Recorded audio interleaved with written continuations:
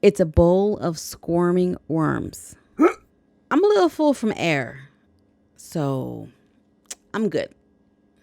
But Melanie digs in like it's a bowl of spaghetti. Guess I'm just a picky eater.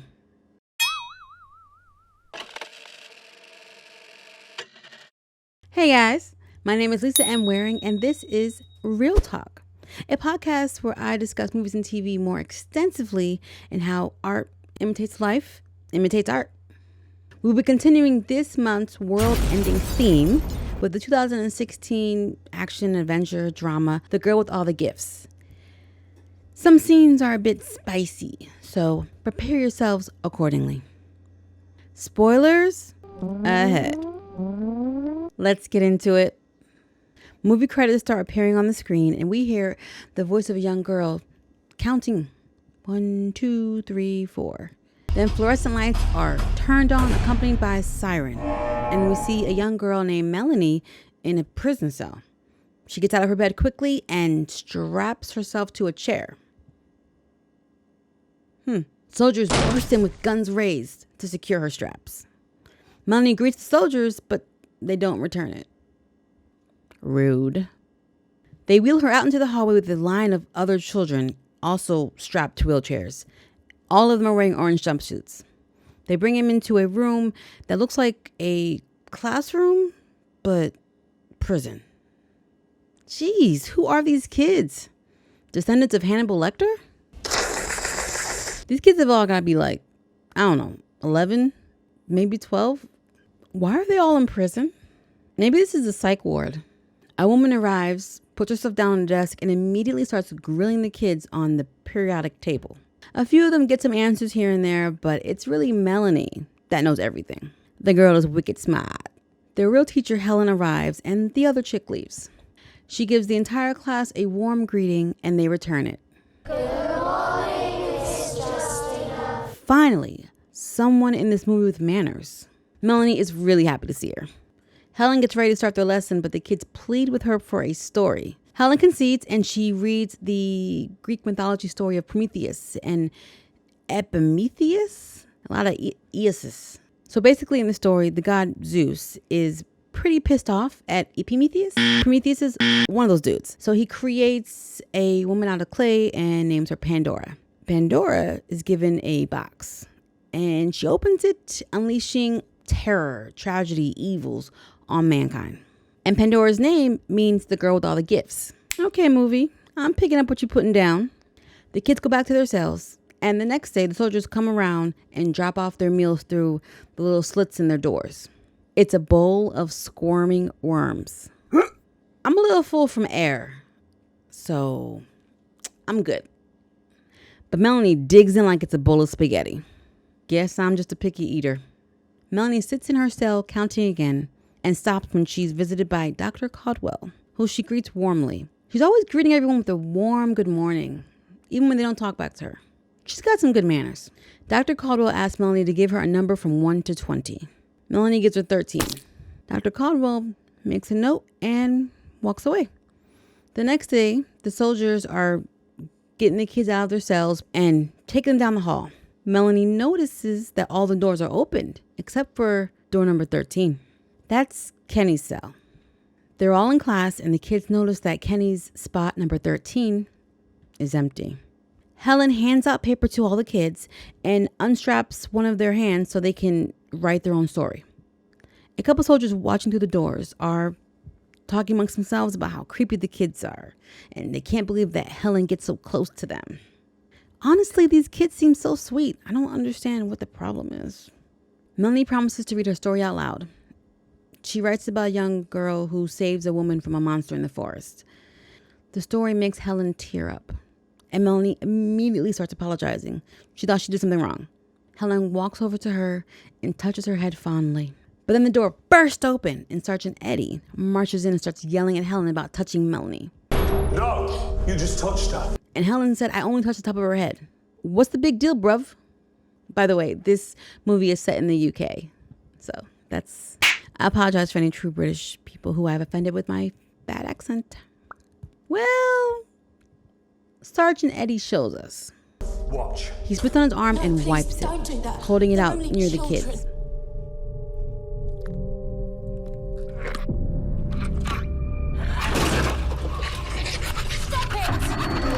Okay, they're zombie kids. Yeah, that makes sense. Well, I did say last week I wanted zombies. I got my zombies. Helen begs him to stop. So he takes out some gel called Block and puts it on his arm, rubs it in, and all the kids calm down. I guess the Block gel cream blocks the smell of human meat. Sergeant Eddie warns her, don't let it happen again. The kids are returned to their cells, and Melanie gives Sergeant Eddie a little bit of a tongue lashing. She did not appreciate how upset he got Helen, her teacher, who she loves. Sergeant Eddie, like most parents from the 80s era, don't take too kindly to disrespect. So he basically leaves her in the chair to sit in overnight. Helen happens to stop by her cell later and sees how Sergeant Eddie left her. She opens the cell, gets in, and starts unstrapping Melanie. However, Melanie can smell her, and she's fighting not to bite her. Before Helen can finish unstrapping her, Melanie yells at her, get out, I can smell you, get out. So Helen rushes out the room and locks the door just as Melanie starts going crazy. Dr. Caldwell visits Melanie again and asks her for another number. Melanie says 4, which is her cell number. I just realized there aren't any toilets in the prison cell. These kids don't pee and poop? The next day, Sergeant Eddie comes to Melanie's cell, straps her in her chair, and takes her outside. This is the first time that Melanie's been outside. And we see it's not a prison, but a military base. As they cross the grounds, you can hear gunshots going off, soldiers running. There are soldiers stationed around the perimeter that's fenced off. Behind the fence are hundreds, maybe thousands of zombies that they're holding off. Apparently, this is an everyday routine. Sergeant Eddie brings her to the operating room, and Melanie notices immediately that one of the shelves has a jar with a moldy brain in it. The jar is labeled number 13. Dr. Caldwell and her assistant show up in scrubs. She drugs Melanie and straps her to the table. Are they getting ready to take baby girl's brain? I guess the drugs wasn't a strong enough dosage because Melanie wakes up, strapped to the table. Helen rushes in to stop them. She is not doing this anymore. She is fed up. She didn't sign up for them to be cutting children.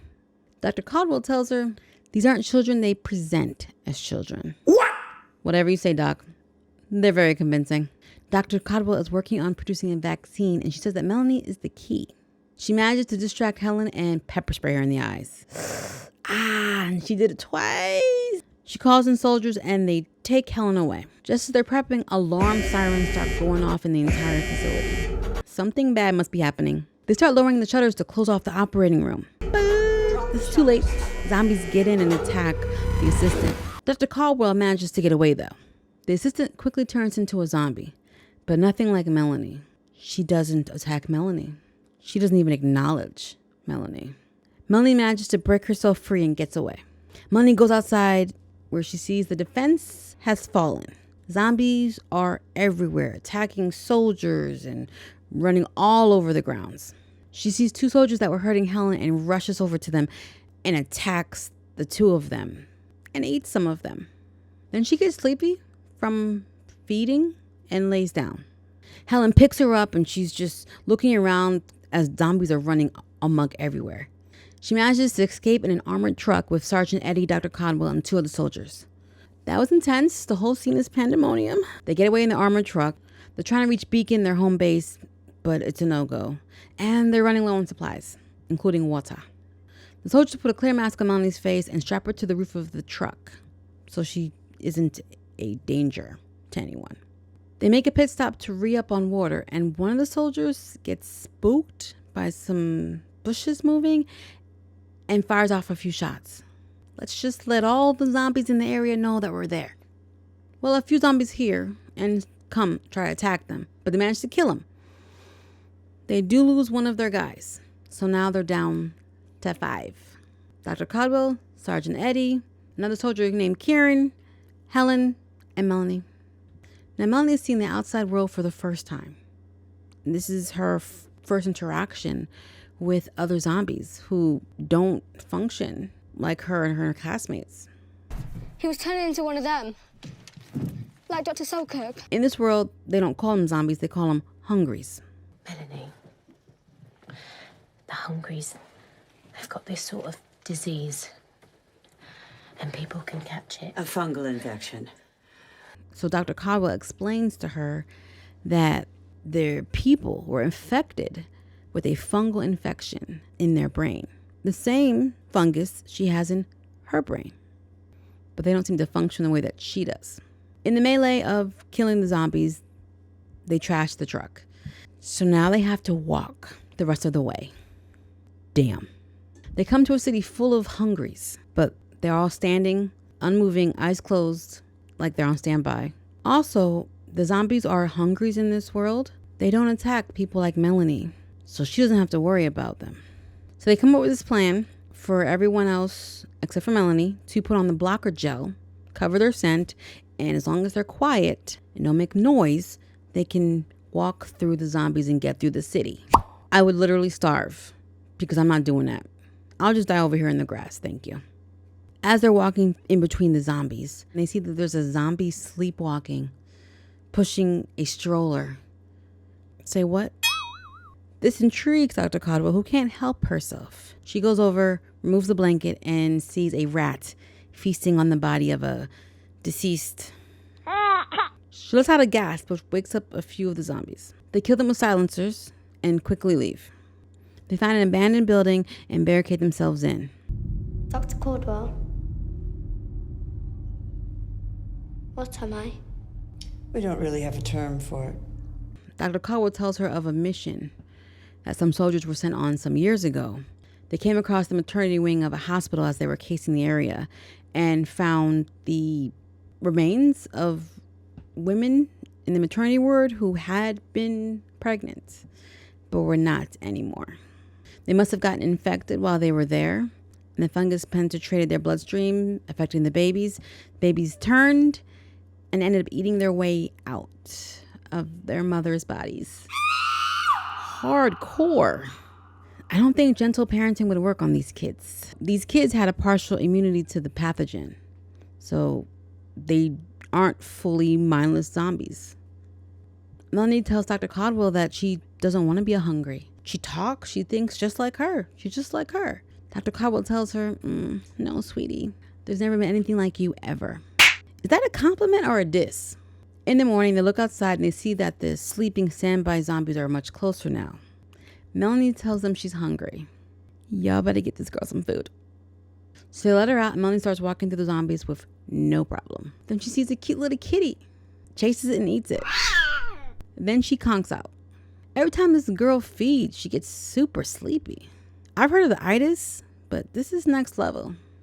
She goes through the abandoned houses, just looking at people's pictures and things. She finds a dog and brings it back to the area and lets it loose so the zombies can go chase it. With them out the way, the group heads out back on their way. Melanie asks Sergeant Eddie if she can play with his two-way radio. And he lets her, and they're communicating. Someone getting solved? The part of the city they reach is very quiet. There's like no zombies. Then they find zombies on the floor with fungus and sprouts growing out of them. They seem to be deceased. I mean, more deceased than they already were. They're not animated. Dr. Caldwell tells them this is the next stage in the pathogen life cycle. The fungus is turning zombies into seed pods. Why does this look familiar? What is this fungus pathogen thing reminding me of? Can't quite put my finger on it. I'm sure it'll come to me. So Melanie's a second generation hungry zombie, whatever you want to call, so that's not going to happen to her. Then they come across a huge tower leading up to the sky that is covered in fungus and seeds, like thousands of seeds. That's why there are no hungries there. They've all turned into this huge fungus tree. Dr. Caldwell tells Sergeant Eddie that if any of the seed pods break open, the fungus will officially become airborne. Game over. But these seeds, they don't break open easy. You gotta use fire. They come across a fully functioning solar-powered armored lab in the middle of the area. Kieran goes out to find supplies. Melanie is also hungry again, so she goes to find food. Don't worry, she's not hunting Kieran.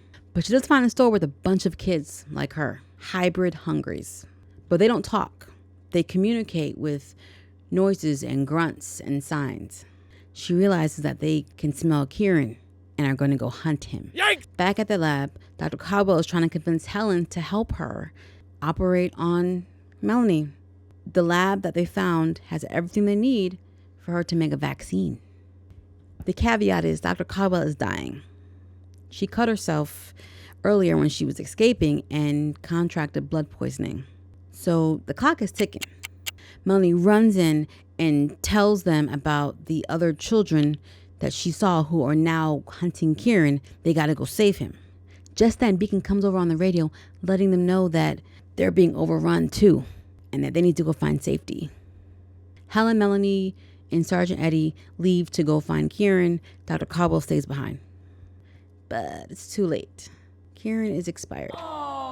These wild hybrid kids, they had set a trap. And then a trap within a trap because they trapped them. When they get out of the store, they're surrounded by the wild kids. Sergeant Eddie's ready to pull out his gun, and Melanie's like, no, let me. Then the alpha steps up and they're grunting and they start fighting. And she kills the alpha, scaring away the other wild kids. Damn, that girl's a beastie. When they get back, Dr. Caldwell has gassed up the place, knocking all of them out. She turns the oxygen back on and pulls Melanie into the room to operate on her. Turns her back and Melanie's up. Yeah, it turns out Melanie doesn't need to breathe as often as we do. And at base, she used to count up to 1,000 just to see how long she could hold her breath. That's why she used to do all that counting. Makes sense. I mean, if you're in the cell all day, nothing to do. Dr. Caldwell tells her she can come up with a cure that can save everyone, including Helen, that she knows Melanie loves. I hear you, Doc, but you're not looking good. You know what I mean? You look like you're struggling. I don't even know if you can make it through this operation that you want to do so badly. Melanie asked Dr. Caldwell if she's changed her mind about her initial position. Does she think that her and the other children are alive? Dr. Caldwell says, yeah, I think you're alive. Then Melanie says, then why should we die for you? You're raising some good questions, Melanie. She's got you, Doc. The thing about this lab is you can seal it from outside. So Melanie tells Dr. Caldwell to stay there, she'll be safe, and she leaves. But Dr. Caldwell doesn't listen and she follows her, trying to stop her. The wild hungries find her, and it's a wrap for Dr. Caldwell. Melanie goes to the big tower with all the seeds, and she sets it on fire, releasing all of the fungus seed pods. Unfortunately, Sergeant Eddie had woken up and followed her to try to find her, which he did. But the pods are in the air, so he's getting the fungus entering his lungs. He tells her, it's over. Now Melanie says, it's not over. It's just not yours anymore. She tells him she's sorry. She thought he'd be safe in the lab, locked up. He starts jerking because he's getting infected, and he hands her his gun. He doesn't want to walk the earth as a hungry. With tears in her eyes, Melanie complies and puts Sergeant Eddie out of his misery. Helen wakes up in the sealed airlock and looks outside to see all the pods floating around. Melanie stands on the other side of the lab, and they stare at each other knowing that Helen's going to have to stay in there. Some time has passed, not sure how much. It's morning, Helen is laying down, and a tear drops from her eyes. We hear a knock. She wipes away the tear and rises up. She goes out of her room. She's still in the lab, out into the open area, and she sets up her dry erase board. As she's doing this, we can see the other kids from this facility and the new wild kids all gathered around, sitting outside the lab. She gets on the intercom, greets the class. They greet her back, and Melanie's walking around making sure everybody's paying attention. Then she begins the daily lesson. Roll credits. My thoughts. I loved this film. The zombie genre has been oversaturated for so long that it was really refreshing to see a different take on them. It was like watching the world from their point of view. I did a similar thing with my zombie series, except it wasn't fungus. It was DNA that they were born with that made them zombies. And they didn't eat people or terrorize anybody. I can't believe I bombed like that. Yo, who cares, really? Yo, I care, Wyatt. Yeah, you're the only one. They're just treated as second-class citizens. It's more a social commentary. You can actually find season 1 on my YouTube channel, and season 2 is in post-production and will be released this year. Did I just plug my own show? You're damn right. So Dr. Caldwell has told Helen that, they're not children. They only present as children. And most of the people in this film didn't see any of them as human, except Helen. And at the end, Sergeant Eddie and Karen. I loved how the movie pushed back at the idea of just, mindless zombies. Not only through the hybrid kids, but the zombies themselves. Especially that part where the zombie lady was pushing the stroller through the crowd, even under the control of a fungus that infected their brain, there's still a sliver of remaining humanity beneath the surface. The nurturing behavior, the need for them to be in groups, even if there's no food nearby. Okay, I know this movie is giving major Last of Us vibes, and both IPs use fungus infecting our minds as a catalyst for zombies or hungries. Now, this movie is based on a book published in 2014 by Mike Carey, and The Last of Us game was released in 2013. However, the book was originally a short story that was nominated for the Edgar Allan Poe Award in 2013. Now the property reports being based on the other. This was just a happy, creative coincidence. It happens. When Helen is reading the mythical story of Prometheus, after Pandora's box was opened and emptied, it says that Pandora looked inside the box and saw hope. Oh, at the bottom. Everyone in this movie is holding out hope for a cure. And hope does come, but not in the way that they expected. Their generation is done. Humans as we know is done. But mankind itself lives on in this new hybrid second generation. What a character arc Sergeant Eddie Parks had. What? Oh my God. He went from being one of the most hated characters for me to one that I was really rooting for. His coldness and indifference towards Melanie, it melts away slowly as he begins to truly get to know her, talk with her, spend time with her. And I feel like the change officially started happening after they left the base. The first time she asked him a question and he answered her. Because this man was big rude the whole time. You saw where he started to start eyeing Dr. Caldwell and looking at her funny for some of the things that she was saying. He was slowly losing her vision. To be fair, I feel like Sergeant Eddie and Melanie won each other over because in the beginning, Melanie didn't like him either, even though she was very cordial with him. After Melanie puts Sarge out of his misery at the end and she rests his weapon on him, she says the word transit. This word said a few times during the film when the soldiers are moving the kids from one place to the other. Rise and shine. Come on up you get.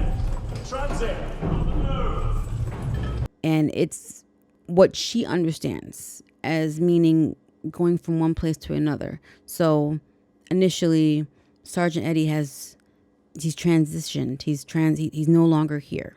The thing I wonder most is what the heck is Helen going to do now? Yeah, she's alive. She's sealed off in the pod, I guess, teaching these kids every day from inside. But how the heck is she getting food? Because even if there's food in there left, there's not a lot. It's going to run out. Supposedly, it's better explained in the book. Not surprised. Books are better. Fight me. I don't know when, but I'm definitely going to read or listen to the book on audio. As always, I have more thoughts on the movie, but I got to keep this short and sweet, guys. So what do you guys think about the movie?